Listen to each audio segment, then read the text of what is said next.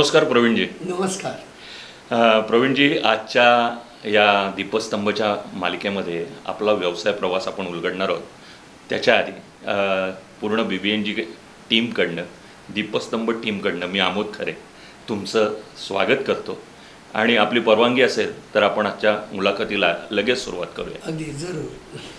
Sir, मुलाखतीच्या सुरुवातीलाच मला तुमची पार्श्वभूमी जाणून घ्यायला आवडेल. म्हणजे बालपणापासून एकंदर शैक्षणिक सगळी पार्श्वभूमी मला सुरुवातीलाच जाणून घ्यायला आवडेल. माझं शिक्षण डिप्लोमा इन इलेक्ट्रिकल इंजिनिअरिंग आणि डिप्लोमा इन इंडस्ट्रियल इलेक्ट्रॉनिक्स असं दोन्ही झालेलं आहे. आणि यानंतर मग माझी नोकरी सुरू झाली. 15 वर्ष जॉब केला आणि त्यानंतर बिझनेस. ही माझी पार्श्वभूमी आहे. साधारण तुम्ही मुंबईकरच पहिल्यापासून? नाही, माझा जन्म मग कोल्हापूरचा. मी कोल्हापूरमधला आहे, पण शिक्षण वगैरे सगळं माझं कल्याण अंधेरी इथे झालेलं आहे. ओके. आणि राहणं माझं उल्हासनगर अंबरनाथमध्ये. म्हणजे जन्म कोल्हापूरचा पण जन्म कोल्हापूरचा पण मुंबईतच मुंबईकरच आहे मी. बरं, आपल्या व्यावसायिक जीवनाची सुरुवात कधी झाली? म्हणजे व्यवसाय करावा असं कधी ठरलं होतं साधारण? व्यवसाय हा मी शाळेत असल्यापासून बघितलेला आहे. माझ्या आजोबांचं दुकान होतं आणि मी 3री-4थीत असल्यापासून की त्या दुकानामध्ये जाऊन बसायचो. आणि तेव्हापासून ते कस्टमर्स, त्यांचे व्यवहार, आर्थिक व्यवहार, हे माझे आजोबा, माझे मामा हे कसे सांभाळायचे हे सगळं मी बघायचो. उन्हाळ्याच्या सुट्टीमध्ये, दिवाळीच्या सुट्टीमध्ये मी त्या दुकानाच्या ओढीनं मी गावाला जायचो. आणि की जसे माझे आजोबा आणि माझे मामा सकाळी सगळं आवरून निघायचे, मी त्यांच्याबरोबर निघायचो आणि रात्री त्यांच्याबरोबर मी परत यायचो. मी मुलांमध्ये खेळण्यापेक्षा जास्त मी व्यवसायाच्याच कडे होतो आणि हा माझा श्री गणेश आहे. ग्रेट. कारण मी हा प्रश्न अशासाठी विचारला कारण मला माहिती आहे की तुम्ही नोकरीही बरेच वर्ष केली आणि खूप चांगल्या पोस्टला नोकरी केली. बरं, त्याच्यानंतर तुम्ही व्यवसायात आला. मग नोकरी करण्यामागे तो काही हेतू होता का की बाबा आपल्याला काही प्रॅक्टिकल अनुभव किंवा नोकरीतला अनुभव, असं म्हणू की नोकरीतला अनुभव तुम्हाला व्यवसायात कामाला आला का? आणि आला तर तो कसा झालं की म्हणजे त्या काळामध्ये की जसं सगळ्या लोकांचं होतं याप्रमाणे व्यवसायाची बॅकग्राऊंड आमच्याकडे नव्हती. पण मी जेव्हा 12वीला होतो मी तेव्हापासून व्यवसाय माझा सुरू केला आहे. म्हणजे 12वीपर्यंत मी आजोबांच्या दुकानात होतो, पण 12वीला मी मुंबईलाच सेटल झालो. मग 12वी, मग डिप्लोमा. त्या काळामध्ये मी माझा छोटा मोठा व्यवसाय सुरू केला आणि तेव्हापासूनच माझा व्यवसाय ॲक्च्युली सुरू झाला. कारण जेव्हा माझं शिक्षण संपलं तेव्हा व्यवसायाकरता भांडवल लागतं, ज्या बेसिक ज्या गरजा असतात या माझ्याकडे तेव्हा नव्हत्या. आणि तेव्हा नोकरी करणं हीच आवश्यकता होती घर चालवण्याकरता. याकरता मी नोकरीमध्ये आलो, पण व्यवसाय हा कंटिन्युअसली माझ्या डोक्यात होता. त्यामुळे सुरुवातीच्या काळामध्ये मी नोकरीच केली.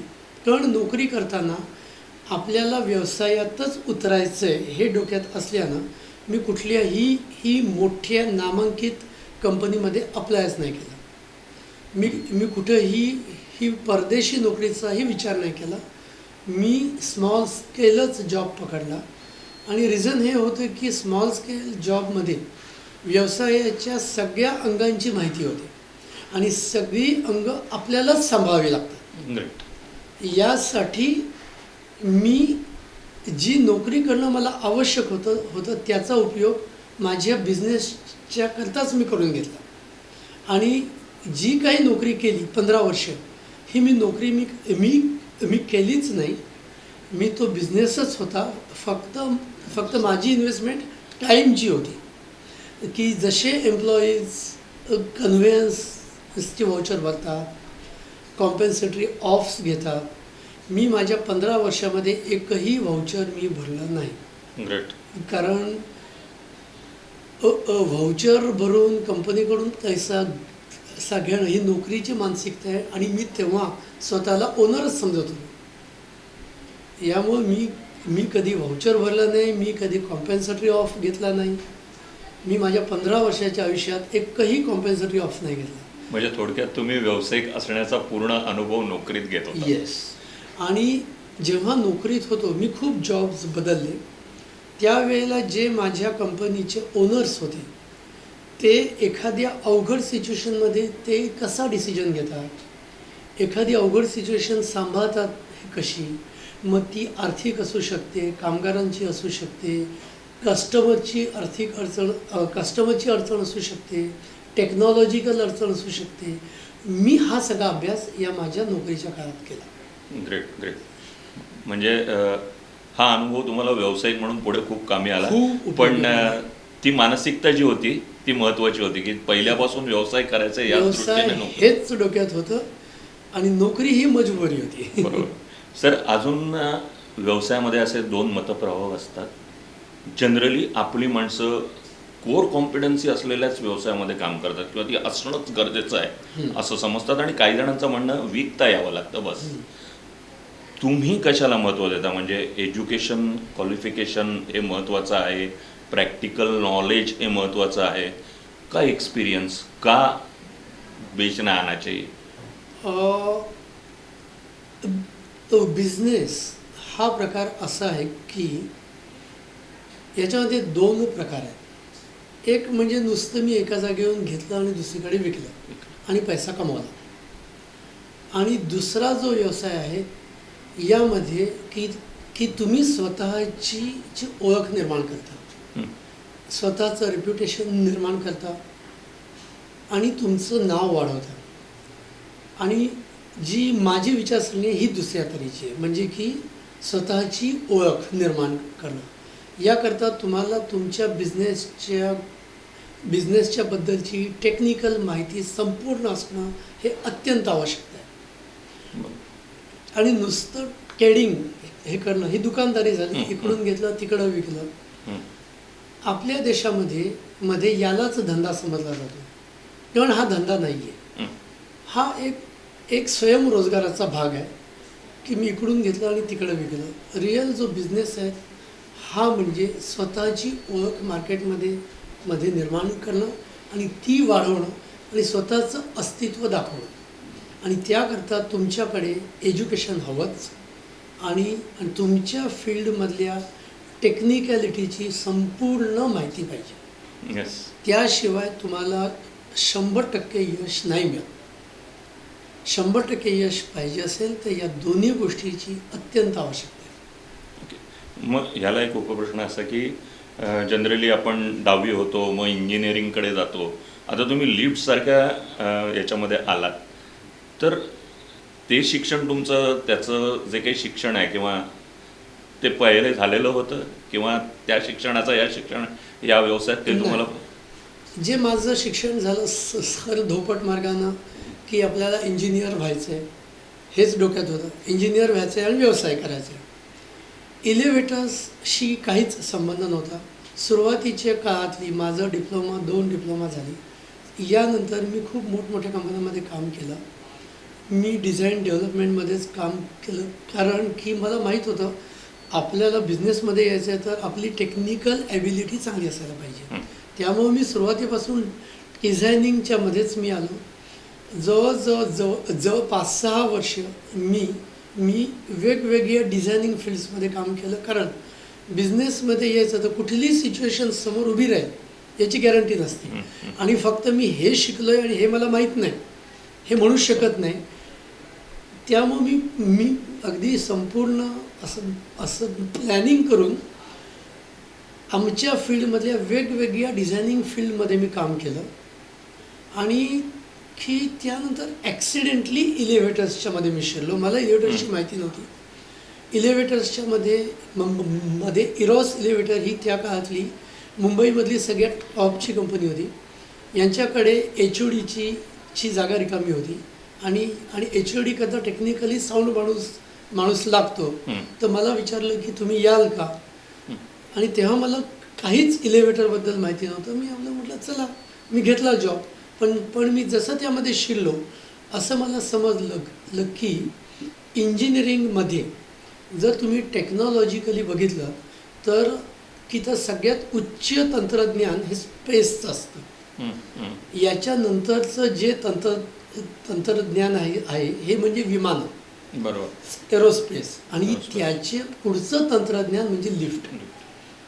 मी जसं या फील्डमध्ये शिरलो तसं मला समजलं की इथं आपल्या ज्ञानाला, आपल्या कर्तृत्वाला प्रचंड वाव आहे. कारण इलेव्हेटर्सचं जे मुख्य तत्व आहे की माणसांची सेफ्टी, माणसाचं आयुष्य आणि त्याची सेफ्टी हे महत्त्वाचं आहे. आणि याकरता तंत्रज्ञानामध्ये जे शोध लागतात ते सगळ्यात आधी इलेव्हेटरमध्ये येतात. हे मला जसं समजलं तसं मी इलेव्हेटर फील्ड सोडलं नाही. Great sir. यालाच लागून प्रश्न होता, कारण आम्हाला माहिती आहे की तुम्हाला तंत्रज्ञान या गोष्टीत फार इंटरेस्ट आहे. नोकरीत असतानाही तुम्ही अनेक गोष्टी तंत्रज्ञानात भर घालणाऱ्या किंवा नेहमी त्या दिशेने तुम्ही पाहत आलात. तर मला हे ऐकायला आवडेल तुमच्याकडनं की तुम्ही हे तंत्रज्ञान विकास याच्यासाठी काय काय केलं किंवा त्याचं महत्त्व काय हे आज सगळ्यांना तुमच्याकडनं कळू दे. मी जे सांगेन हे मी इलेव्हेटर संदर्भातच बोलणार, म्हणजे जे माझं फील्ड आहे.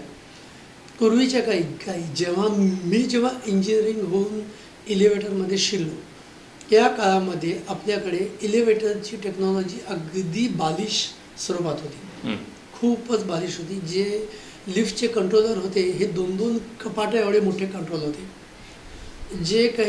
जो त्याचा स्पीड होता हा सुद्धा अगदी 0.4 MPS म्हणजे मीटर पर सेकंड्स, खूप स्लो स्पीड होता. मी जसं या फील्डमध्ये एंट्री घेतली त्यावेळेला इंडियन कंपन्या 2-3च होत्या आणि मल्टीनॅशनलच कंपन्यांचा इथं दबदबा होता, सगळं इम्पोर्ट होऊन यायचं. मी या फील्डमध्ये जे कंट्रोलर्स होते, जे पूर्वीचे काही मोठे कंट्रोलर्स होते, मी त्यामध्ये ते कंट्रोलर आपल्या म्हणजे सुटकेसचे एवढे छोटे केले. ग्रेट. आणि याकरता माझं नाव संबंध भारतामध्ये झालं आणि सगळ्यांना आपली टेक्नॉलॉजी बदलावी लागली. कारण त्या काळामध्ये SMD technology, surface mount device, ही टेक्नॉलॉजी फक्त कॉम्प्युटर्सच्या मध्ये एंट्री झाली होती. ही टेक्नॉलॉजी आम्ही इलेव्हेटरमध्ये वापरली आणि मोठ्या कंट्रोल जाऊन त्या जागी की तुम्ही 2 हातात उचलू शकाल एवढे छोटे कंट्रोलर्स आले. जेव्हा मी आणली ही टेक्नॉलॉजी त्यावेळेला ऑफकोर्स माझी चेष्टा झाली, एवढी मोठी लिफ्ट तू एवढ्याशा याच्यावरती चालवणार, ही कशी चालणार? कारण टेक्नॉलॉजी असते आणि टेक्नॉलॉजी स्वतःला सिद्ध करतेच. ही माझी टेक्नॉलॉजी सिद्ध झाली आणि त्यानंतर ही भारतातल्या सगळ्या कंपन्यांना ती टेक्नॉलॉजी बदलावी लागली आणि ह्या टेक्नॉलॉजीवरती यावं लागलं. सेम टाईम तेव्हा भारतामध्ये नुकत्या हाय राईज बिल्डिंग यायला सुरू झाल्या होत्या. सगळ्यात मोठी बिल्डिंग म्हणजे 30 फ्लोअर 35 फ्लोअर ही साधारण 1990 ते 95च्या काळची गोष्ट सांगतो की त्या मुंबईमध्येच होत्या, भारतामध्ये नव्हत्या. तर या ज्या मोठ्या हाय राईज बिल्डिंग होत्या त्याच्या इन्स्टॉलेशन करता जो वेळ लागायचा, एकेका बिल्डिंगच्या वायरिंग करता एक महिना जायचा, 1.5 महिना जायचा. मी या गोष्टीमध्ये वायर हार्नेस ही टेक्नॉलॉजी आणली. ही टेक्नॉलॉजी मल्टीनॅशनलच्याकडे सुद्धा नव्हती, ही मी भारतात आणली, मी डेव्हलप केली आणि 1 महिन्याचं काम 1.5 महिन्याचं काम हे 2 दिवसात व्हायला लागलं. ग्रेट. आणि ही मी आणल्यानंतर मग ही संबंध भारतात पसरली. फक्त चुकलं एकच की जसं मराठी माणूस साला धंद्याचं ज्ञान नसतं असं तेव्हा माझ्याकडेही नव्हतं आणि या गोष्टीचं मी तेव्हा पेटंट घेतलं नाही. मग नंतर जे बनवलं ते कमर्शियली कॉपी झालं आणि संबंध भारतात ते पसरलं. या काही मी टेक्नॉलॉजिकल गोष्टी मी आणल्या लिफ्टमध्ये. एक पेटंट नसल्यामुळे, नाहीतर आज त्याचा फार वेगळंच झालं असतं. मी आज एका वेगळ्याच जागेवर असतो. कारण हा मुद्दा म्हणून मी प्रश्न विचारला, कारण तंत्रज्ञान हे अपरिहार्य आहे बरोबर. आणि आपल्याकडे असं त्याच्याबद्दल म्हटलं होतं की संशोधन वगैरे बघू जरा, हां. पण व्यवसायात तंत्रज्ञानाला किती महत्त्व दिलं पाहिजे, किंवा तुम्हाला काय वाटतं की व्यवसायातला किती इन्व्हेस्टमेंट ही तंत्रज्ञानावर व्हायला पाहिजे? 80% इन्व्हेस्टमेंट ही तुमची R&D मध्ये पाहिजे. विदाऊट R&D पुढं जाऊ शकत नाही. अदरवाईज ते दुकान होतं, फक्त किराणा मालाचं दुकान. जो है वो बेच रहा हूँ. हां, जे आहे ते मी विकतोय, मग तुम्ही परदेशातून इम्पोर्ट करा, इकडे विका. पण म्हणजे आज जर यशस्वी झालेले उद्योजक जे तुम्ही बघितले, तर त्यांनी त्यांच्या उत्पन्नाचा अर्धा भाग हा त्यांनी R&D मध्ये घातला आणि त्याकरताच ते यशस्वी झालेत आणि आता हे सगळ्यांनाच समजायला आता लागले. येस सर, मला आत्ता असं विचारायला वाटणार आहे की आज खूप मोठा काळ झाला आहे तुमचा या व्यवसायात. याही आधी काही तुम्ही प्रयत्न केले होते, आज एका कंपनीवरती आला आहे. आजची जी तुमची कंपनी आहे ॲम्प्लो, ही आत्ता ॲक्च्युअल काय करते आहे, म्हणजे काय प्रकारचा व्यवसाय आज करते? असं आहे की आज लिफ्ट कंपन्या खूप निघाल्या. पूर्वी एवढ्या नव्हत्या, म्हणजे खूप कमी होत्या. पण की जसं काळ जातो असे कॉम्पिटिशन वाढते. पण आमच्या व्यवसायामध्ये सुद्धा असंच आहे की स्वस्त विकायचं आणि ऑर्डर आपल्या पदरामध्ये पाडून घ्यायची. मी इथं सुद्धा हा ट्रेंड बदलला.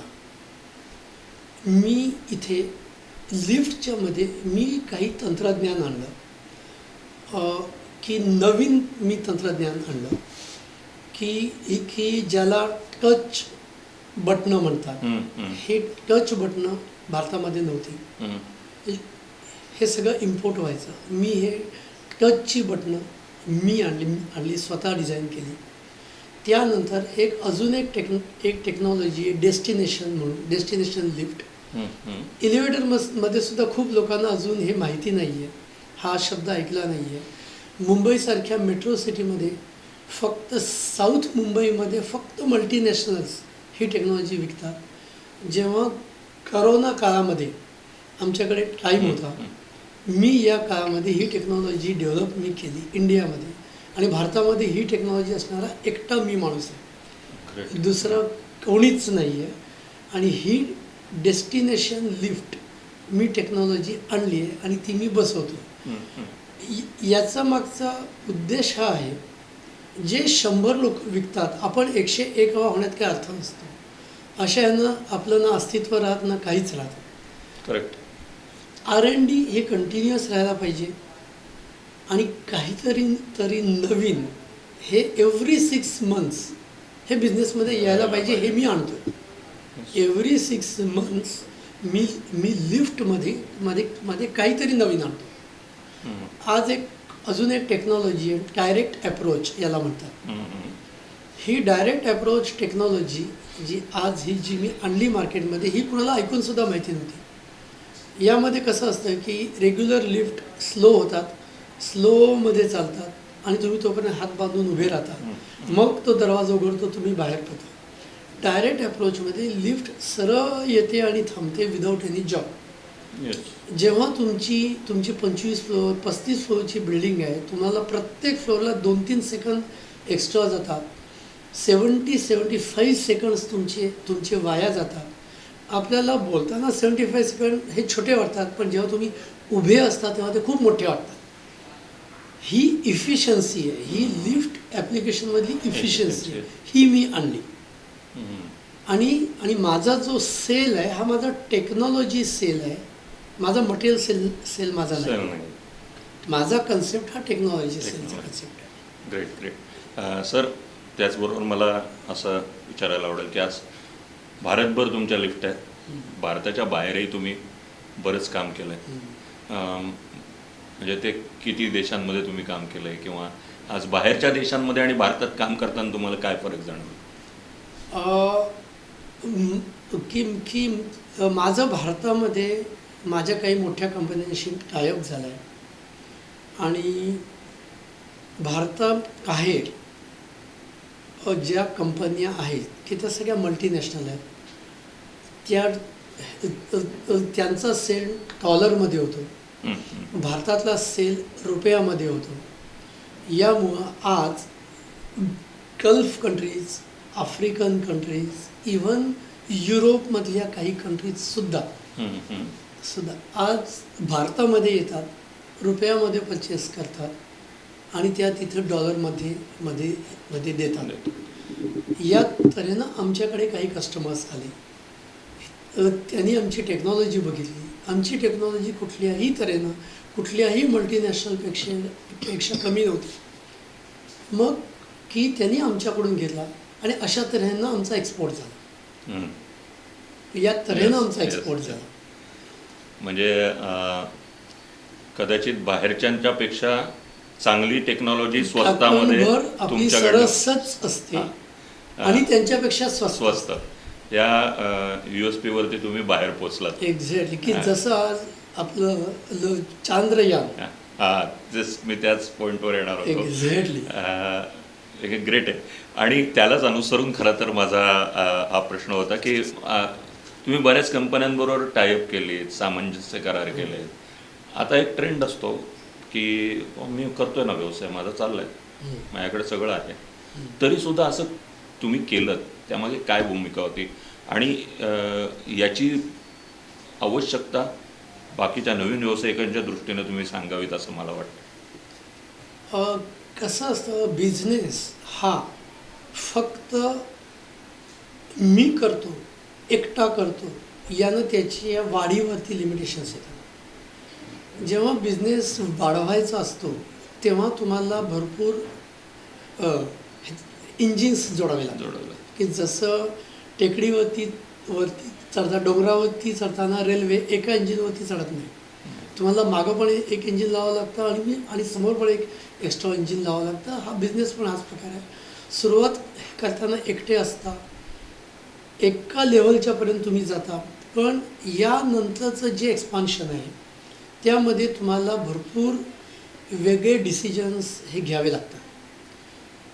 यामध्ये टायअप्स असतात, सामंजस्य करार असतात, टेक ओव्हर असतात, हं. या गोष्टी असतात आणि हे केल्याशिवाय तुम्ही वाढू शकत नाही. आणि या सगळ्या गोष्टीचा उपयोग मी करून घेतला. यामध्ये काही भारतातली जी मोठी नावं होती, भारत बिजली लिमिटेड, हं. मी त्यांच्याशी सामंजस्य करार मी केला. जे काही आमचा टेक्निकल एक्सपर्टीज हा त्यांनी काही ठिकाणी बघितला, तो त्यांना आवडला आणि त्यांनी आम्हाला बोलवून घेतलं. बरोबर. आम्ही त्यांच्याबरोबर आमचा टेक्निकल एक्सपर्टीज शेअर केला. सेम यांच्यासारखी एक इटालियन कंपनी आहे, GMV लिमिटेड, हं, हं. यांनीसुद्धा आमचा एक्सपर्टीज बघितला. यांनीसुद्धा आमच्याबरोबरही टायअप केला. अशा कंपन्या आम्हाला सुद्धा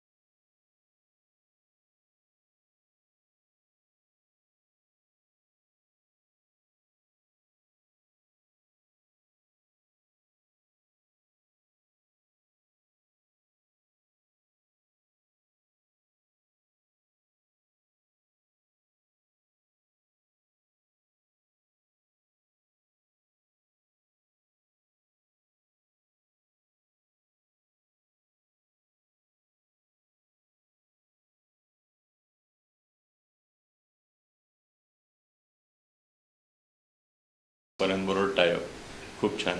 सर, आत्ता जे तुम्ही उल्लेख केलात बोलताना की मुकेश अंबानींसाठी तुम्ही काम केलं,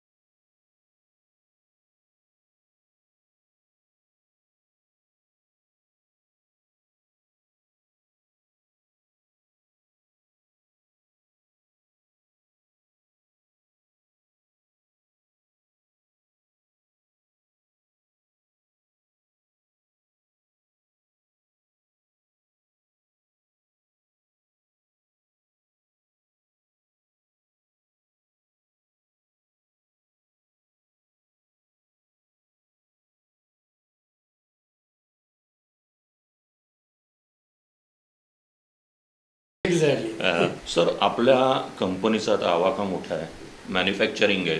बरं, एलिव्हेटरसारखी गोष्ट आहे ज्याच्यात मॅन्युफॅक्चरिंग नंतर सर्व्हिससुद्धा येते.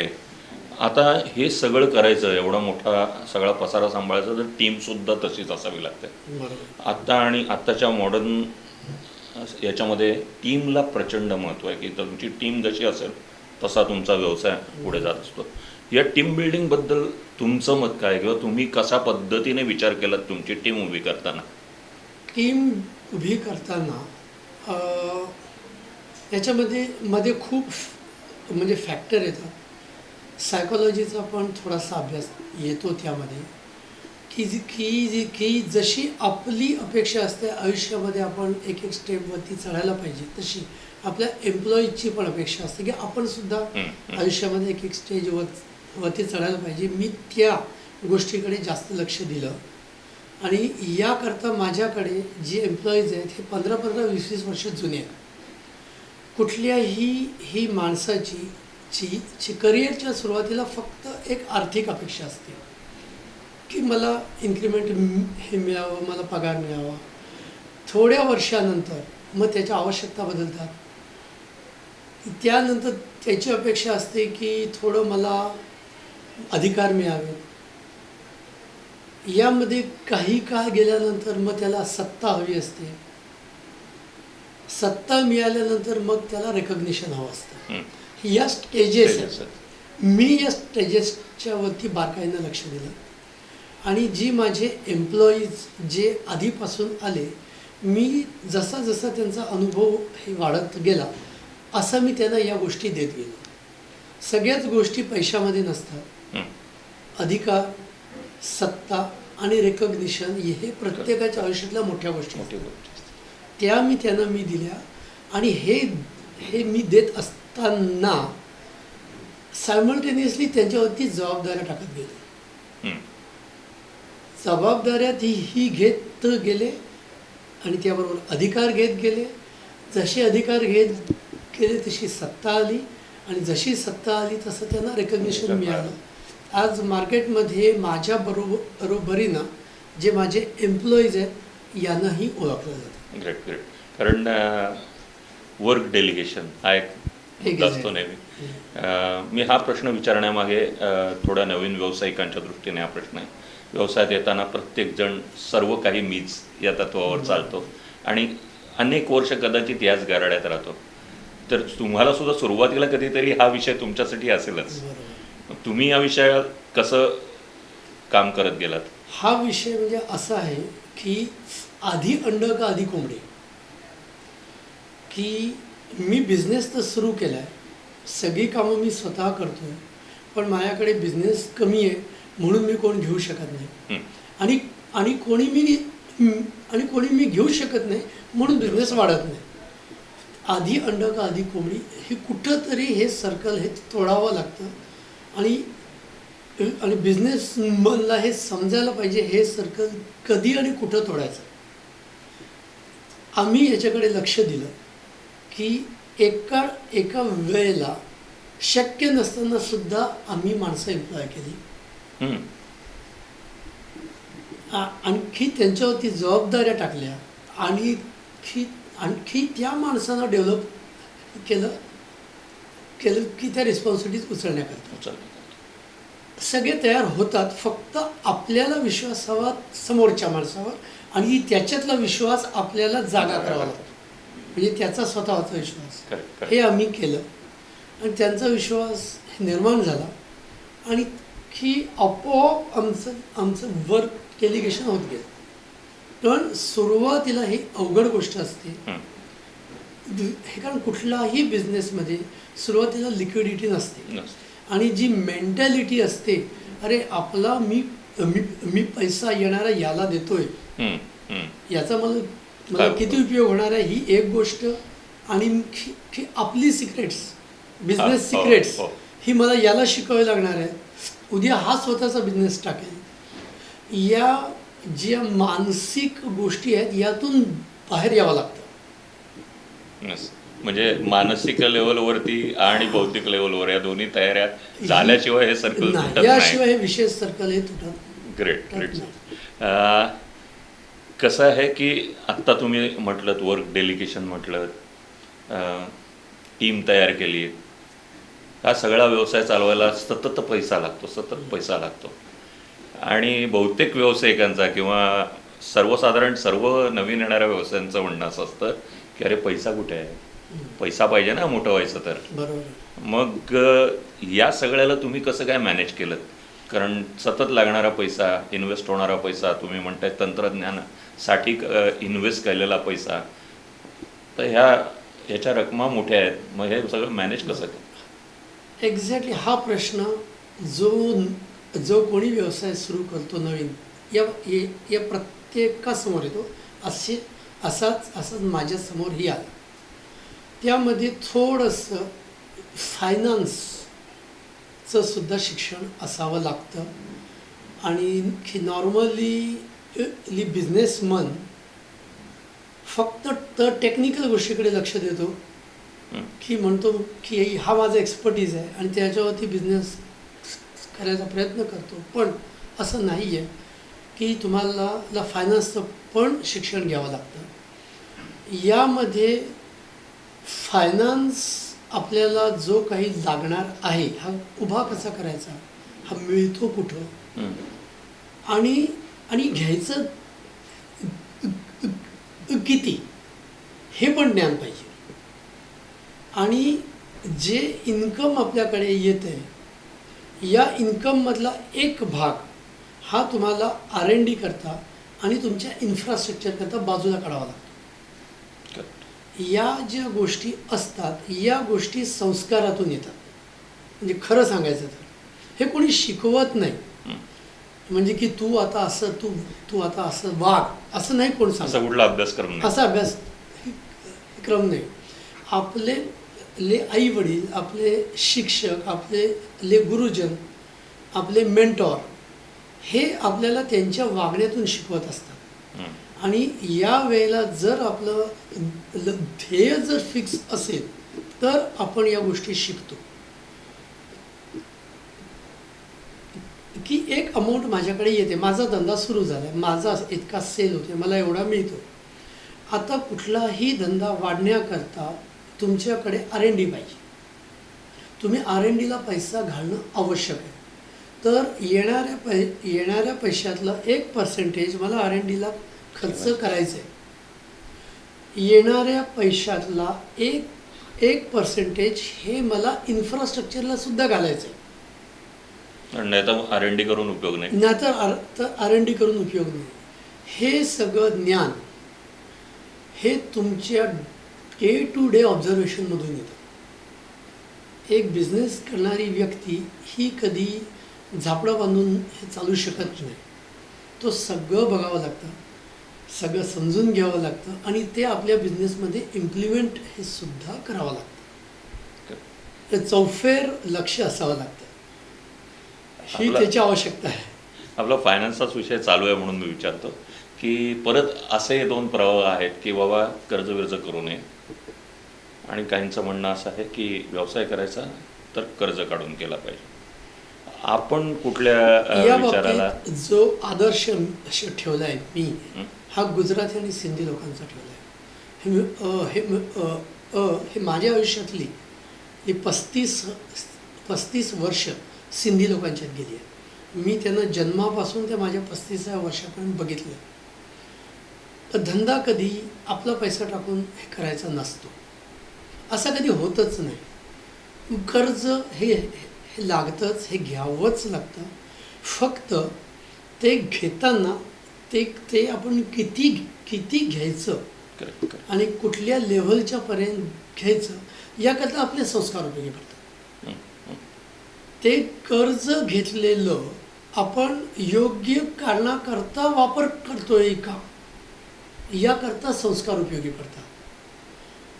खूपसे बिझनेसमन त्यांच्या टेक्निकल हे फक्त क्वालिफिकेशनच्यामुळं त्यांना बँक भरपूर फायनान्स देतात आणि हा फायनान्स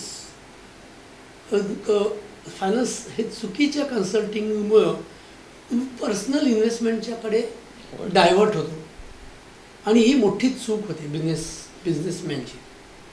मिळालेला फायनान्स हा आपल्या बिझनेसच्या करताच वापरला जायला पाहिजे. 1 रुपयासुद्धा त्यातल्या पर्सनल इन्व्हेस्टमेंटमध्ये जाऊन उपयोग नाही. याकडे जे व्यावसायिक काटेकोर लक्ष देतात हे या फायनान्समध्ये यशस्वी होतात. मग असे फायनान्सर तुम्ही मिळवलेत तुमच्या व्यवसायासाठी, तर त्यावेळेला तुमची काय म्हणजे स्ट्रॅटेजी काय होती की कशा पद्धतीने तुम्ही हे मिळवलेत? किंवा असं मला विचारायचं आहे दुसरं की असं जर नवीन व्यवसाय त्यांना करायचा आहे तर त्यांनी काय पथ्य पाळली पाहिजे की असं केलं तर असे फायनान्सर येऊ शकतात? आमच्या यशाच्या याच्यामध्ये मोठा भागीदार जो आहे हा म्हणजे डोंबिवली नागरी सहकारी बँक.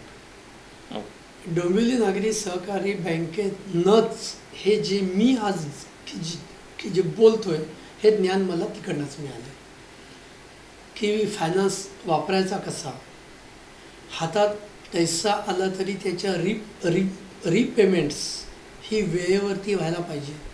सिबिल वगैरे आपण गेल्या 10-15 वर्षात बघतोय, पण जेव्हा आम्ही फायनान्स घेतला तेव्हा सिबिलचं एवढं काही फार मोठं नव्हतं. सिबिलबद्दल माहितीसुद्धा नव्हती आम्हाला. पण या बँकेतले जे अधिकारी होते यांनी आम्हाला या गोष्टीचं महत्त्व सांगितलं की तुम्ही आलेला फायनान्स तुम्ही कसा वापरायला पाहिजे. आणि त्यांनी सांगितलेल्या हुकूम आम्ही चाललो. त्यामुळं आमच्याकरता त्या बँकेमध्ये रेड कार्पेट होता. मी जेव्हा बिझनेस सुरू केला तेव्हा मी डोंबिवली नागरी बँकेतून जी फर्स्ट CC घेतली ती मी फक्त 1 लाख रुपयाची घेतली आणि ओव्हर द पिरियड 10 इयर्समध्ये तो माझा पोचला 1.5 कोटीला. हे सगळं अचीव जे झालं, जे आम्हाला त्या लोकांनी फायनान्सबद्दल शिकवलं आणि फायनान्स शुचिता म्हणतात, ही जी त्यांनी आम्हाला शिकवली, यामुळे ते अचीव झालं. Great great.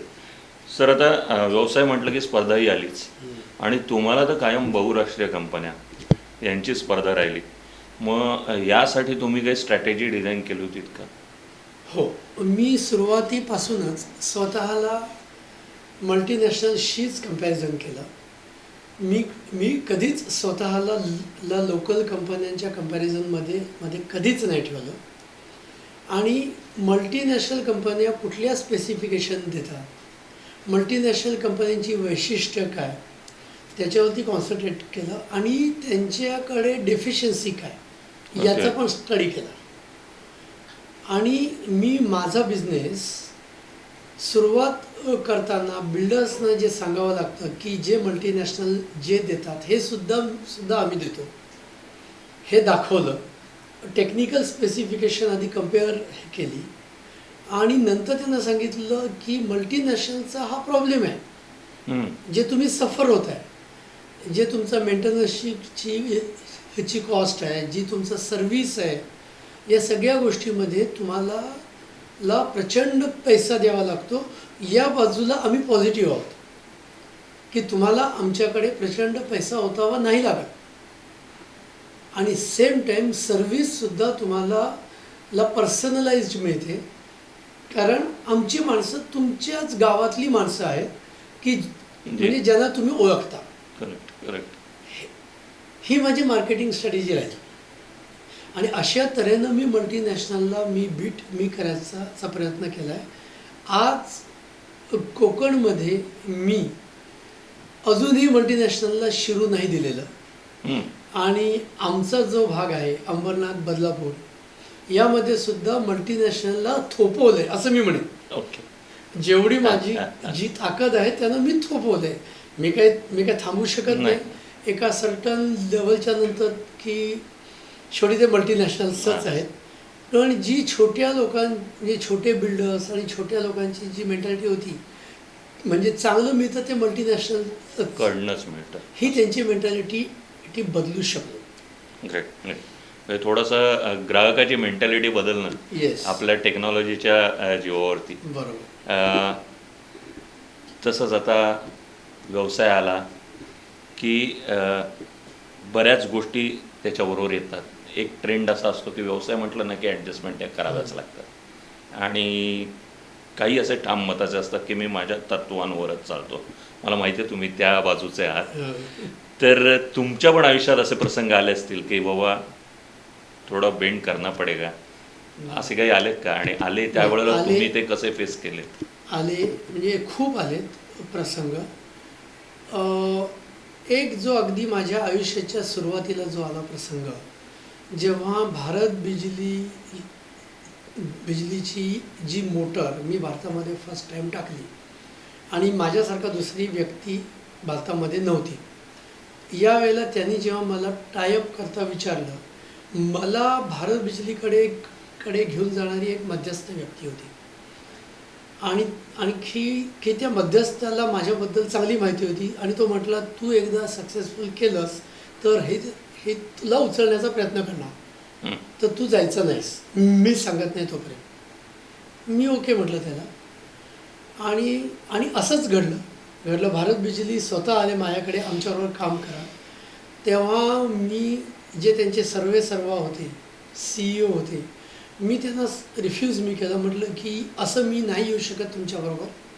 ज्या माणसाच्या मध्यस्थीनं मी आलो आहे तुमच्याकडे, त्या मध्यस्थीनं हो म्हटल्याशिवाय मी तुमच्याकडे येऊ शकत नाही. या उत्तराची अपेक्षा त्यांना नव्हती. भारत बिजली म्हणजे जायंट आणि तेव्हा माझी अवस्था म्हणजे एक छोटासा व्यावसायिक. ते भडकले, ते रागवले, मला धमक्या दिल्या, तू कसा धंद्यात उभा राहतोस बघतो. सगळं काही त्यांनी माझ्यावरती वापरून बघितलं. मी म्हटलं मला जमणार नाही, मी तत्वाला मी मुरड घालत नाही. आणि तेव्हा मी लिटरली नाकारलं की माझ्यासमोर मोठं भविष्य होतं की जर ते स्वतःहून येतात आणि मी नाकारतोय, पण मी तत्वाला सोडलं नाही. आणि जसं धंद्यामध्ये होतं तसं 1 वर्षानं या मध्यस्थाशी माझं बिघडलं. आमचे दोघांचे संबंध बिघडले, आम्ही वेगळे झालो. हे भारत बिजलीला समजलं आणि त्यानंतर मला मला पुन्हा भारत बिजलीचा आला प्रस्ताव. तर आता काय तुमचं म्हणणं आहे, आता तुम्ही येणार का? आणि तेव्हा मी हे स्वीकारलं. भारत बिजलीने जो पुन्हा प्रस्ताव माझ्याकडे जो दिला, हे मला त्यांनी नंतर सांगितलं की तुम्ही जे तेव्हा वागलात Yes. हे आवडलं आम्हाला, म्हणून परत आम्ही म्हणून आम्ही तुमच्याकडे आलो. Correct.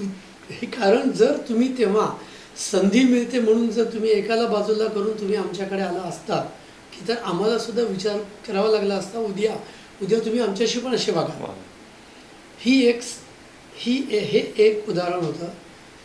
यानंतर जेव्हा मी नवीन बिझनेस सुरू केला तेव्हा बाकीच्या लोकांसारखं मी सुद्धा काही लोकांवरती डिपेंड होतो, त्यांच्या सजेशन्सवरती डिपेंड होतो. मला काही लोकांनी सजेशन केलं, हे मटेरियल वापर, ते मटेरियल वापर, अशी सजेशन्स मला दिली आणि ऑफकोर्स अनुभव नसल्यानं मी ते वापरलं.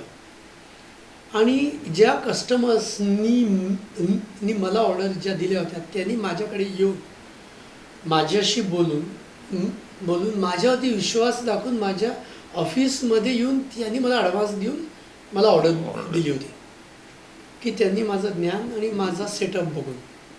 पण जेव्हा माझं काम संपलं तेव्हा माझ्या लक्षात आलं की यामध्ये प्रॉब्लेम आहे. जे काम मी संपवलं आहे, जवळजवळ या 15 लिफ्ट्स होत्या हम्म. आणि या 15 लिफ्टच्या मध्ये ॲट ए टाईम प्रॉब्लेम झाले. हो. आणि हे मला समजेना नाही हे कशानं होते, काय होते. अनुभव माझ्याकडे होता पण स्वतः इन्स्टॉलेशनचा अनुभव माझ्याकडे नव्हता म्हणजे त्यावेळेला. मग मी सगळ्या साईटवरती फिरलो. माझ्या लक्षात आलं की एक जो मी घेतला आहे, मी वस्तू घेतली, पार्ट घेतला आहे, वाटतं. यामध्ये मी फसलो आहे. आणि हा सगळ्या ठिकाणी आणि एकच प्रॉब्लेम आहे, मी या ठिकाणी फसलो. मग मी शोध घेतला. मग मला समजलं की जे परचेसवाला माणूस मी घेतला होता त्याचं तिथं कमिशन होतं. त्या कमिशन करता मला त्यानं ते रेकमेंड केलं आणि मला ते घेतलं. पण मी त्यावेळेला मी पुन्हा माझ्या तत्वांना मी सोडलं नाही. हा जो मी फसलो होतो हा मी माझ्या ज्या अननुभवानं फसलो होतो. यामध्ये कस्टमरची चूक नव्हती. सगळ्या कस्टमरनी अजूनही विश्वास माझ्यावरती ठेवला होता. मला कोणीही त्या प्रॉब्लेमबद्दल एका शब्दानं बोललं नव्हतं. आम्ही शोधला होता आमचा प्रॉब्लेम. ते महत्वाचं ते हां. तुम्ही स्वतः पॉईंट केला तो. आम्ही शोधला होता आमचा प्रॉब्लेम. कस्टमरनं मला एक शब्दानं बोललेले नव्हते. मग सगळ्यांना जाऊन भेटलो. मी सगळ्या कस्टमरना ओपनली सांगितलं, सर मी फसलो आहे, या गोष्टीमध्ये फसलो आहे, पण मी तुम्हाला सोडवून देतो. सगळे म्हटले ठीक आहे, तुम्ही सोडून हे देताय, मग आमचं काय म्हणणं नाही. त्यावेळेला माझं जे मार्जिन होतं हे 30,000चं मार्जिन होतं. आणि ती जी वस्तू होती मोटरच होती, इन्स्टॉलेशनचा हार्ट, ती 1.25 लाखाची होती. मी 15च्या 15 लोकांना मी चांगली मोटर आणून बसवून दिली. त्यांच्याकडे 1 रुपयासुद्धा मागितला नाही आणि त्याला त्यांच्या प्रॉब्लेममधून सोडवून दिलं. त्यांचा प्रॉब्लेम म्हणण्यापेक्षा आमच्या प्रॉब्लेममधून त्यांना सोडवून दिलं. आजची कंडिशन ही आहे, या 15 ठिकाणी आणि माझ्याशिवाय दुसऱ्या लिफ्ट कंपनीला एंट्रीज नाही. तत्वावर राहण्याचा मोठा फायदा, न राहण्याचा फायदा आहे. आणि असे छोटे मोठे सुद्धा गोष्टी खूप आहेत की म्हणजे पासवर्ड्स असतात. आम्ही जेव्हा एखादी गोष्ट एखाद्या त्या माणसाला विकतो त्यामध्ये पासवर्ड असतात. आम्ही मॅन्युफॅक्चर असल्यानं की त्या कस्टमरचे पासवर्ड आमच्याकडे असतात. तर जेव्हा त्या ठिकाणी एखाद्याच्या हातून तो मेंटेनन्सचा कॉन्ट्रॅक्ट जातं, जो ओरिजिनल जो सप्लायर आहे त्याचं जातं, दुसरा तिथं मेंटेनन्सला येतो आणि तो आम्हाला म्हणतोय त्याचा पासवर्ड द्या. मग तो आम्हाला भरपूर प्रलोभनं दाखवतो, मी तुमच्याकडून घ्यायला चालू करेन, मी तुमच्याबरोबर धंदा करेन. त्यावेळेला सुद्धा मी माझं तत्व सोडत नाही. हे मी तुला नाही विकलेलं, हे मी दुसऱ्याला विकलंय, मी पासवर्ड फक्त त्याला देणार, तू त्याच्याकडून घ्यायचा. अशी काही मी तत्वाशी मी तडजोड नाही करत. मग ती क्वालिटी, सर्व्हिस, रिलायबिलिटी या कुठल्याही गोष्टीमध्ये मी तत्वाशी तडजोड नाही करत आणि याचे रिझल्ट्स आज मी बघतोय. आणि ते चांगलेच आहेत चांगले रिझल्ट्स मी आज बघतोय. सर असं आहे की यशापेक्षा सुद्धा नाही, असं म्हणतात की अपयश माणसाला खूप काही जास्त शिकवतं. आणि ही गोष्ट तुम्ही तुमच्या आयुष्यात बघितलीत व्यवसायाच्या. थोडंसं विस्तारानं त्याच्याबद्दल आता मला ऐकायला आवडेल, कारण आपण आता उत्तरार्धाकडे येतोय. आणि नक्कीच कुठल्याही नवीन व्यावसायिकाला यश जसं दिसावं तसं अपयशातली काही अनुभवसुद्धा समजावेत, हा त्यामागचा हेतू आहे. कुठलाही व्यावसायिक जेव्हा जेव्हा फर्स्ट जनरेशन बिझनेस असतो, याला या सायकलमधून जावं लागतं. जशी AC ची असते वेव, अशी वेव असते. थोडासा टेक्निकल गोष्ट, अशी वेव असते. शून्यातून सुरू होतं, टॉपला जातं, शून्यावर येतं, निगेटिव्हला येतं, पुन्हा शून्यावर येते, पुन्हा टॉपला जाते. या सायकलमधून अपरिहार्यपणे हा प्रत्येक बिझनेसपासूनला जावं लागतं. असं आम्हालाही जावं लागलं. जेव्हा बिझनेस सुरू केला, यशाची कमान चढती चढती चढती चढती प्रचंड चढती कमान बघितली. प्रचंड नावलौकिक बघितला, रेकग्निशन बघितलं, सगळं बघितलं. आणि जसं म्हणतो असं त्यानंतर उतरती कमान सुरू झाली. या उतरत्या हे कमानीला बाह्य घटक ही जबाबदार असतात आणि आतले घटक सुद्धा जबाबदार असतात. आणि हे प्रत्येकाच्या बाबतीत आहे. बाह्य घटक म्हणजे बिझनेस ट्रेंड बदलतो, टेक्नॉलॉजी बदलते, कस्टमरच्या आवश्यकता बदलतात. आतले घटक म्हणजे जसं कंपनीला यश मिळतं असं कंपनीतल्या लोकांच्या डोक्यात सुद्धा हवा चढत जाते. आम्ही म्हणजे कोण, ग्रेट. या घडलेल्या गोष्टी आहेत, मी माझ्या डोळ्यानं बघितलेल्या गोष्टी आहेत की माझ्याच कंपनीतले माझे एम्प्लॉई की जे आधी ज्युनियर म्हणून लागले, पण जशी कंपनी वाढली तसं त्यांचं स्टेटस वाढत गेलं, त्यांना रेकग्निशन मिळत हे गेलं आणि त्यांनासुद्धा भारतभर रेप्युटेशन मिळालं. पण यश पचवणं हा पण एक असतो प्रकार. आणि हे पचवण्याकरता तुमच्याकडे संस्कार लागतात. तुमच्या घरामध्ये अध्यात्माचे संस्कार लागतात. हे जर असतील तर तुम्ही यश पचवू शकता आणि ही सायकल इझिली तुम्ही पार करू शकता. आमच्या बाबतीत हेच घडलं की जरी आमच्याकडे अध्यात्म असलं तरी आमच्या एम्प्लॉईजच्याकडे नव्हतं. मग बोलण्यामध्ये थोडीशी अरेरावी आली, कस्टमरला निग्लेक्ट करणं आलं, आपल्या टर्म्स टाकणं आलं. यश मिळतंय ना, म्हणजे भारतामध्ये आपल्यासारखं दुसरं कोण नाही, हे यश डोक्यात शिरलं. आणि मग या गोष्टीचा फटका आम्हाला बसायला सुरू झाला. सुरुवातीच्या काळात हे मला समजलं नाही. मला समजत होतं, मी समजावत होतो, अरे हे वागणं बरोबर नाही. पण शेवटी व्हायचं ते झालंच. आणि सेम टाईम जी देशातली राजकीय परिस्थिती, आर्थिक परिस्थिती ही सुद्धा बदलत होती. त्यावेळेला आमचा बिझनेस हा कन्स्ट्रक्शनशीच रिलेटेड असल्यानं की तेव्हा रेरा आलं, डिमॉनिटायझेशन आलं, GST आलं. या सगळ्या कारणांनी कन्स्ट्रक्शन बिझनेस एकदम खाली जायला लागला आणि आमची डिपेंडन्सी पूर्णपणे कन्स्ट्रक्शनवरती होती. आणि सेम टाईम आमचे जे आतले प्रॉब्लेम्स आहेत हे सुद्धा सेम टाईम आले. या सगळ्या गोष्टीनं आम्ही प्रचंड बुडलो. आणि अननुभव म्हणजे फर्स्ट जनरेशन आहे. बिझनेस सुरू केल्यापासून नुसतं चढताच ट्रेंड बघितला आहे.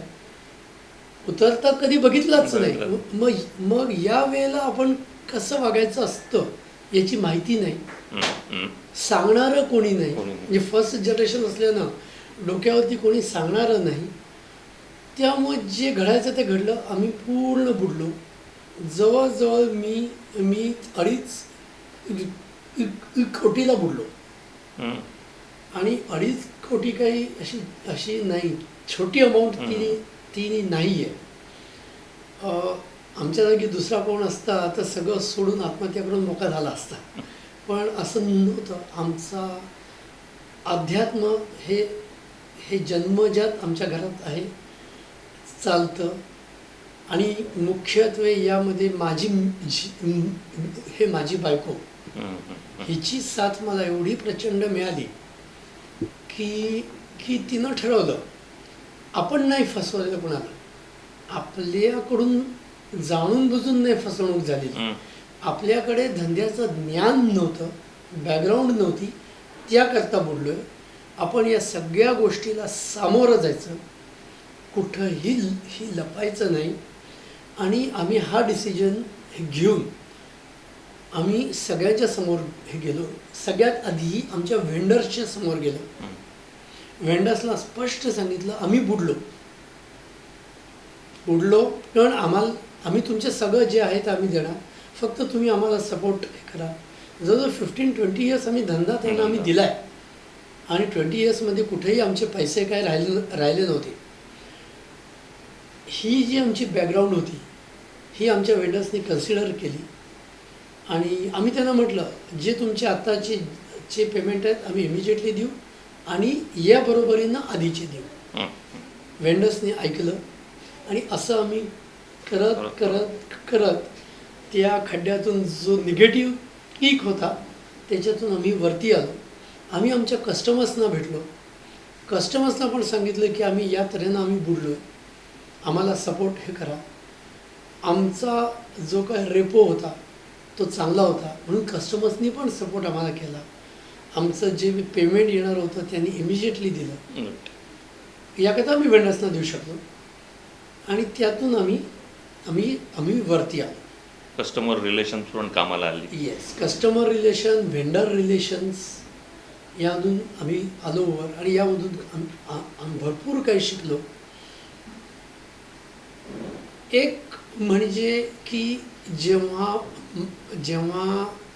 मार्केटची सिच्युएशन जेव्हा खराब असते त्यावेळेला आपल्या बिझनेसमध्ये काही चेंजेस करावे लागतात याचं ज्ञान आलं की ते कसे करायचे, बरोबर. त्यामध्ये काय हे करायचं. एकच गोष्टीला चिकटून राहायचं नाही, पारंपरिक गोष्टीला चिकटून राहायचं नाही. या सगळ्या गोष्टी आम्हाला या काळामध्ये शिकायला मिळाल्या. आणि ऑफकोर्स आता हे ज्ञान आम्ही आमच्या पुढच्या पिढीला आपोआप आम्ही देतोय. आणि हे माझं म्हणणं आहे की यातून जावं प्रत्येकानं. फक्त यशच बघत राहिलं तर एका वेळेला तुम्ही असे तुम्ही येतं खाली की तुम्ही उभंच राहू शकणार नाही. असं होऊ नये. यशही बघावं आणि अपयशही बघावं म्हणजे अनुभव समृद्ध होतो. आणि आपल्या पुढच्या काळामध्ये शाश्वत आपलं प्रोग्रेस होतो. यामध्ये माझं जे इन्फ्रास्ट्रक्चर जे मी आधी मगाशी बोललो इन्फ्रास्ट्रक्चरचा मला उपयोग झाला. आणि जो मी R&D मध्ये जो गुंतवला होता याचा मला या खड्ड्यातून निघताना मला उपयोग झाला. ग्रेट. सर, आता हे बोलत असताना एक थोडासा पर्सनल विषयाकडे येतो की बऱ्याच ठिकाणी ना एखाद्या अपयशाला कारणं देण्याची एक सवय असते की हे नव्हतं म्हणून हे झालं, हे असतं तर मी हे केलं असतं. तुम्हाला तसं बघायला गेलं तर बोलणं ही तुमची अडचण होती. आणि व्यवसाय म्हटलं की कम्युनिकेशन आणि बोलणं याला पर्याय नाही. असं असताना ह्या यशाकडे तुम्ही जी वाटचाल केली हा मुद्दामून थोडासा प्रश्न मी विचारतोय.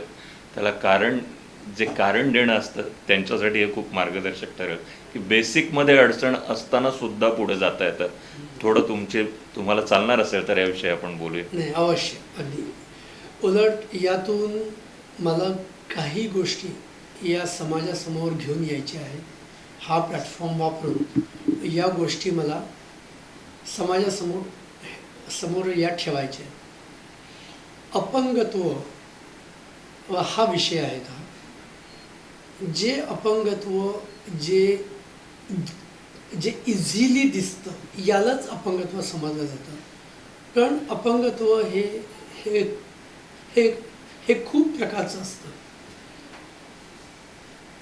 की तुमच्याकडे हात नाही, तुमच्याकडे पाय नाही, तुमच्याकडे डोळा नाही, तुमच्याकडे बोटं नाही, याला एका सहानुभूतीनं बघितलं जातं. पण जो बोलण्यातला जो आहे, जो दोष, याला अपंगत्व समजलंच जात नाही. हा आपल्या समाजातला एक मोठा प्रॉब्लेम आहे. याला फक्त एक चेष्टेच्याच अँगलनं बघितलं जातं. याला थोडासा आपला सिनेमासुद्धा कारणीभूत आहे की की हे कॉमेडी जनरेट हे करण्यासाठी हा बोलण्यातला हा दोष दाखवला जातो. आणि मग ज्यांच्यामध्ये हा असतो, हा हा दोष, हे लोक आयुष्यामध्ये हे कधी उभेच राहत नाही. आज मी खूपसं बोलतोय, आज मी खूपसं सलग बोलतोय, पण असा असा मी शिकत असताना नव्हतो. मला शिकत असताना एक एक शब्द मोठ्या मुश्किलीनं तोंडातून मी काढायचो. मी कधीच शाळेत असताना उभं राहून कुठल्या प्रश्नाला उत्तर देऊ शकलो नाही. मी कधी माझा अटेंडन्स देऊ शकलो नाही. मी कधी मित्र जोडू शकलो नाही. मी कधी मैत्रिणी, तर म्हणजे कल्पनाशक्तीच्या बाहेरचीच गोष्ट होती. या सगळ्यातून मी गेलो. मी तरी शिक्षण मी गेलो. माझं शैक्षणिक क्वालिफिकेशन आणि जे पर्सेंटेज खूप चांगलं होतं, त्यामुळे मी शिक्षण घेत गेलो. जेव्हा माझं शिक्षण संपलं, जेव्हा मला नोकरीचा प्रश्न आला, मला नोकरी कोण देणार, मी एका मोठ्या कंपनीत सुद्धा इंटरव्ह्यू दिला. आधी त्यांचे रिटर्न इंटरव्ह्यूज होते. सगळे इंटरव्ह्यूजमध्ये मी सगळ्यामध्ये टॉपला आलो. पण जेव्हा पर्सनल इंटरव्ह्यूला बसलो, मला एक शब्द, आणि ऑब्व्हियसली त्यांनी मला रिजेक्ट केला. हे अपमान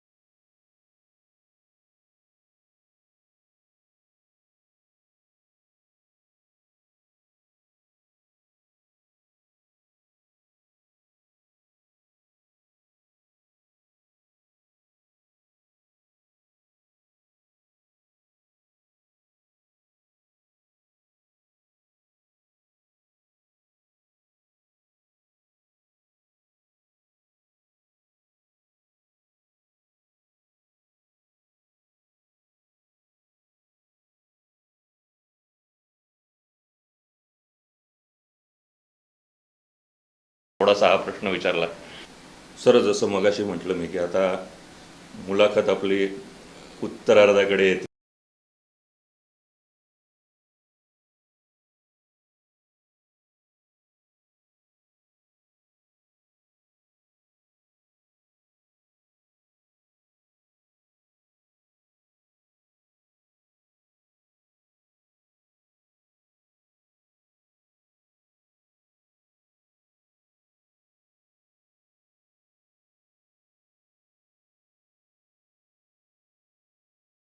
बरोबर.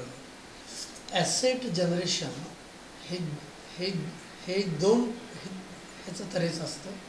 एक म्हणजे इन्फ्रास्ट्रक्चर आणि दुसरं म्हणजे आपला सक्सेसर. इन्फ्रास्ट्रक्चरबद्दल जसं मगाशी मी म्हटलं, मी माझ्या बिझनेस बरोबर इन्फ्रास्ट्रक्चर उभं करत गेलो. जी दुसरी ॲसेट आहे तो म्हणजे माझा सक्सेसर. मी त्याची काळजी आधीपासून घेतली की मी त्याला आधीपासून बिझनेसशी रिलेटेड ठेवला. मी त्याला लहान असल्यापासून त्याला मी कंपनीमध्ये आणत गेलो. कुठं गार्डनमध्ये खेळायला घेऊन जाण्यापेक्षा मी त्याला कंपनीमध्ये घेऊन यायचो की ज्या योग्य त्याला ही आपली कंपनी आहे, हे सगळं आपलं आहे आणि हे आपल्याला चालवायचं आहे हे त्याच्या डोक्यामध्ये इनडायरेक्टली जावं. ही थोडी मारवाडी पॉलिसी आहे सर. हां, मी माझा बिझनेस हा गुजराती, सिंधी आणि मारवाडी यांचा स्टडी करूनच मी माझे बिझनेस डिसिजन्स घेतले. मारवाड्यांची आणि गुजरात्यांची मुलं वयाच्या 7-8 वर्षापासून दुकानात येतात आणि तेव्हा त्यांना दुकानाचे आर्थिक व्यवहार, कस्टमरशी वागायचं कसं, कस्टमर आपल्याशी वागतो कसा आणि तेव्हा आपण कसं रिॲक्ट व्हायचं असतं हे त्यांना 7-8 वर्षापासून शिकवलं जातं. आणि आपल्यामध्ये कसं होतं की आपला मुलगा आपल्या वडिलांच्या बिझनेसमध्ये कधी नसतोच. सगळं शिक्षण संपल्यानंतर तो अचानक येतो. मग की त्यालासुद्धा बिझनेसबद्दल अटॅचमेंट नसते, त्याला काही माहीत नसतं आणि बिझनेसमधल्या माणसांना पण याच्याबद्दल हा आपला आहे ही अटॅचमेंट नसते. हे मला नको होतं म्हणून मी आधीपासून मी त्याला कंपनीमध्ये खेळायला म्हणून घेऊन यायचो.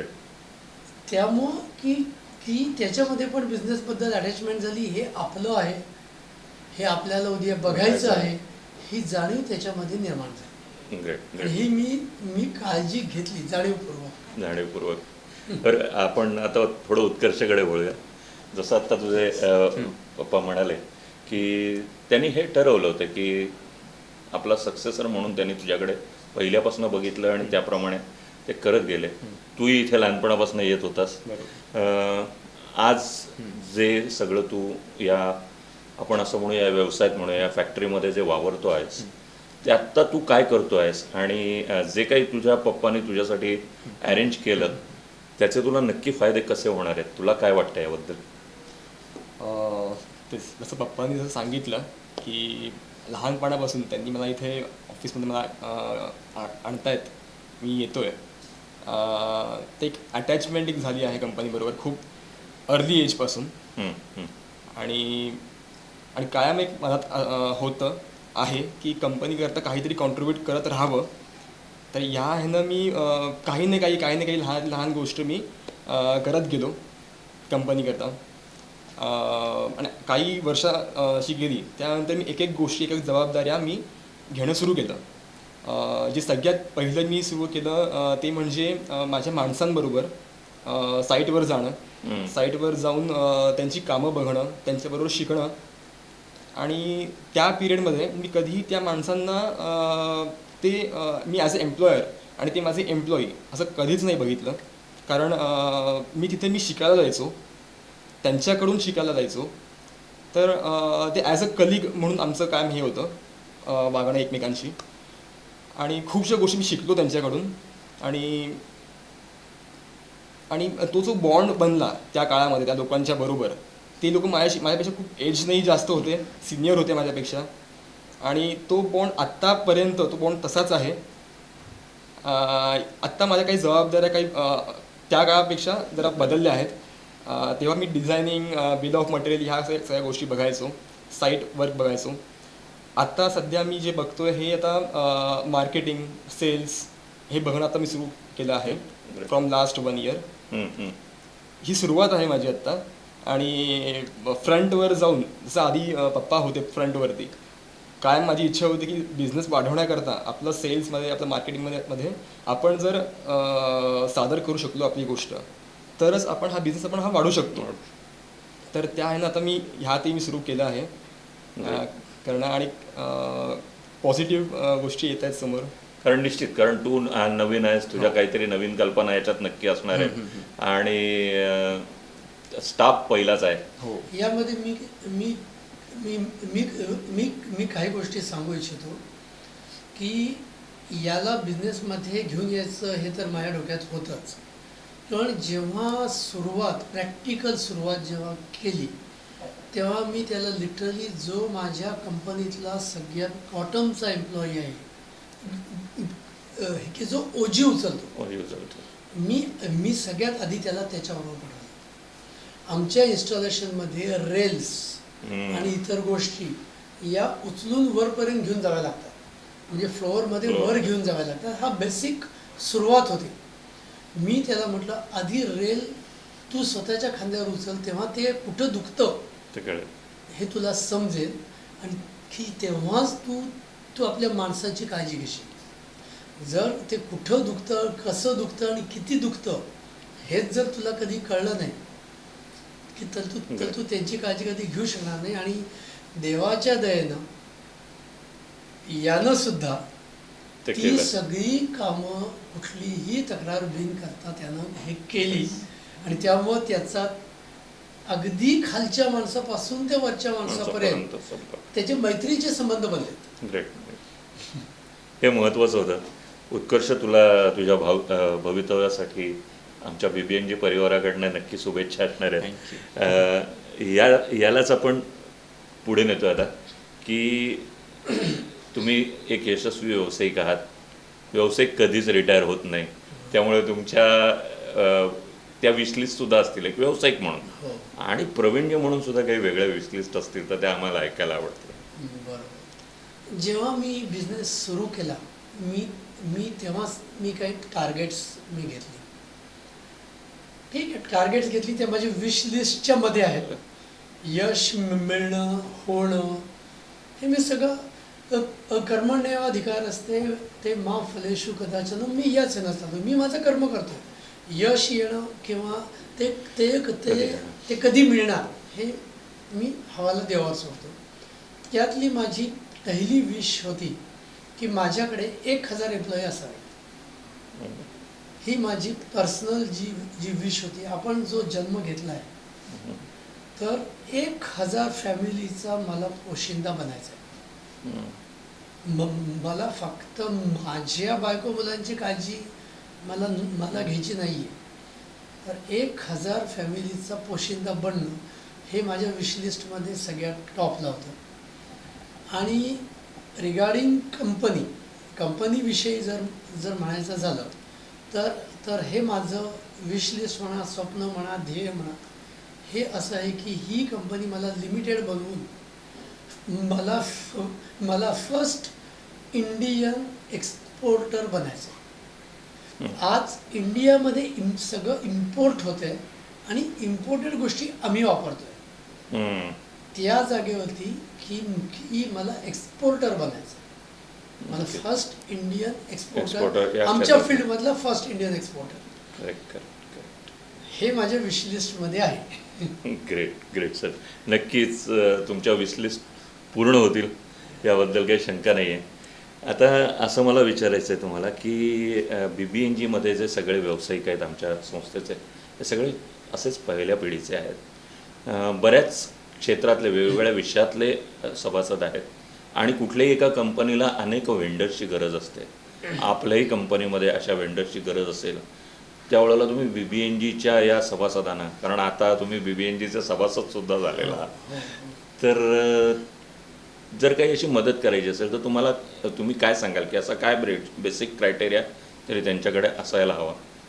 म्हणजे व्यवसाय होणं याबद्दल नाही म्हणत आहे, पण एक संधी उपलब्ध होण्याच्या दृष्टीने त्यांनी काय करायला पाहिजे किंवा काय असायला हवं की जर तुमच्याकडे काही कामाची संधी असेल तर? आमची इंडस्ट्री अशी आहे की आम्हाला प्रचंड मनुष्यबळ लागतं. मनुष्यबळ लागतं आणि आमचे ज्या लिफ्टमध्ये हजारो कॉम्पोनंट्स लागतात. आज आमचे खूपशे वेंडर्स मराठी आहेत. म्हणजे BBNG तर सोडूनच द्या, मराठीसुद्धा नाही आहे. तरी मराठी लोकांनी यातल्या गोष्टीवरती मक्तेदारी स्थापन केली आहे. काही लोक आहेत, असं नाही की अजिबातच नाही, पण ते प्रमाण अगदी नगण्य. आमची इच्छा आहे की BBNG मधल्या लोकांनी यावं, आमच्या फील्डबद्दल माहिती करून घ्यावी आणि आमच्या फील्डमध्ये ज्या असंख्य गोष्टी आहेत यातले काही गोष्टी घेऊन सुरू कराव्यात आणि त्याला जो सपोर्ट हवा, ऑर्डरचा सपोर्ट, टेक्नॉलॉजी सपोर्ट, बिझनेस इन्फॉर्मेशनचा सपोर्ट, हा सगळा आम्ही द्यायला तयार आहे. Great sir, great. कारण याच गोष्टीची खरं तर आवश्यकता असते. हे संधी कुठल्याही व्यावसायिकाला हवी असते, ती संधी, आणि ती तुमच्याकडनं नक्की मिळणार आहे. अगदी आता शेवटच्या प्रश्नाकडे येतो की आता तुम्ही मेंबर पण आहात संस्थेचं एकंदर BBNGचं कार्य तुम्हाला माहिती आहे. श्रीपाद सरांनी चळवळ आमच्या चालू केली. त्यांच्या या सगळ्या उद्देशाकडे किंवा या BBNGच्या एकंदर वाटचालीकडे तुम्ही कसं बघता? तुम्ही काय? ॲक्च्युली श्रीपाद सरांनी ही जी चळवळ सुरू केली ही खरंच एक प्रचंड आवश्यकता होती. आपल्या कम्युनिटीमध्ये आधी कितीतरी पॉझिटिव्ह गोष्टी आहेत आणि त्या गोष्टी अनएक्सप्लोर्ड आहेत. या गोष्टी म्हणजे अशा आहेत की आपल्यामध्ये ऑनेस्टी प्रचंड आहे, सिन्सिअरिटी प्रचंड आहे आणि ज्ञान लालसा ही प्रचंड आहे. मी क्वालिफिकेशनबद्दल मी नाही बोलत आहे. ज्ञान लालसा ही वेगळी गोष्ट आहे आणि क्वालिफिकेशन ही वेगळी गोष्ट आहे. या तिन्ही गोष्टी आपल्या कम्युनिटीमध्ये प्रचंड भरल्या आणि यशस्वी बिझनेस पर्सन होण्यासाठी याच गोष्टींची आवश्यकता असते. ऑनेस्टी, सिन्सिअरिटी आणि ज्ञान लालसा. हे मी इतक्या कॉन्फिडंटली तुम्हाला सांगतो. आपली सुरुवात आहे, हार्डली आपल्याला या चळवळीला 10 वर्ष झाली आहे आणि आज आपल्या कम्युनिटीतली खूप जण बिझनेसमध्ये येत आहेत. जे फर्स्ट जनरेशन आमच्यासारखे आहेत, येत आहेत. एकदा सेकंड जनरेशन आपली येऊ द्या. सगळ्या प्रस्थापित बिझनेसला आपली 2% कम्युनिटी हलवून टाकेल आणि आपलं यामध्ये वर्चस्व नक्की प्रस्थापित होणार. ही माझी खात्री आहे आणि हा माझा विश्वास आहे. येस सर, आणि त्यासाठी श्रीपाद सर हे काम करतायत BBNGसाठी. प्रश्न बरेच आहेत आणि बऱ्याच प्रश्नांना बरीच उत्तरं सुद्धा होऊ शकतात, पण वेळेच्या अभावी आपण आत्ता ही मुलाखत इथे थांबवतोय. तुम्ही जी माहिती दिली त्याच्यात अनेक टेकअवे होते. निश्चित आमच्या त्या सगळ्या श्रोत्यांना, आमच्या मेंबर्सना ते नक्की मिळालेले असतील. तुम्ही जो वेळ दिलात त्याच्याबद्दल मी तुमचे धन्यवाद मानतो आणि या मुलाखतीचा समारोप करतो. समारोप करताना आमची प्रथा आहे की हा मेमेंटो, हा दीपस्तंभचा मेमेंटो, कारण आता दीपस्तंभ आहात तुम्ही BBNGचे, तर तो तुम्हाला सुपूर्द करावा. आणि आज आपण अंबरनाथमध्ये आहोत. अंबरनाथ चॅप्टरचे आमचे सेक्रेटरी सुद्धा आज इथे उपस्थित आहेत. तर मी त्यांना विनंती करणार आहे की हा मेमेंटो देऊन त्यांनी तुमचा सन्मान करावा.